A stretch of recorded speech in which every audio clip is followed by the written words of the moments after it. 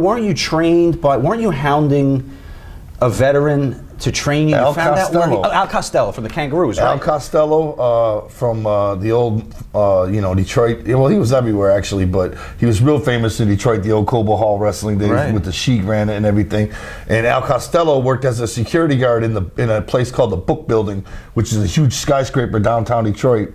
We used to go down there. He was the only wrestler we knew we could go talk to. We'd take a bus downtown and talk to him, and he loved it, And he would take us upstairs and show us how to stretch and show us things, moves and everything. And he loved it. I think he loved the fact every time we went up there, he on his lunch break, he would take us into this furnitureless room and do shit with us and everything, and he was just a super nice guy, you know what I mean? Wow. Yeah. That's awesome. And then he ran a show, and he actually ran an independent show where him and Don Kent wrestled again. Bulldog. How old is he now? At this point, he was old, man.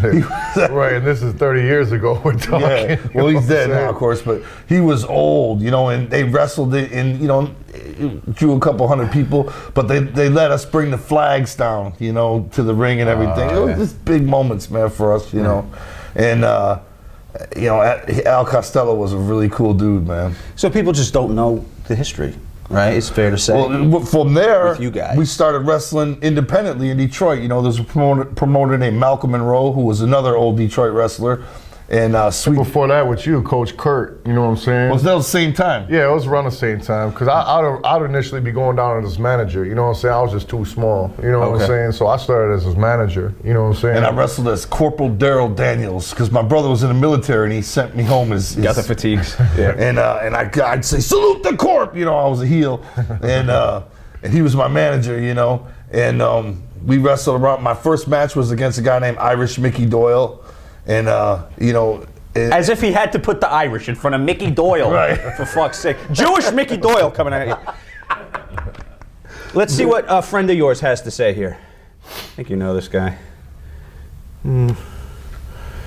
Let's see. Will it open? Oh. Hey. Hello, guys. Your good old favorite blue-haired juggalo, the Blue Meanie here. Sitting with my good friends at Kayfabe Commentaries and Kayfabe Commentary Central.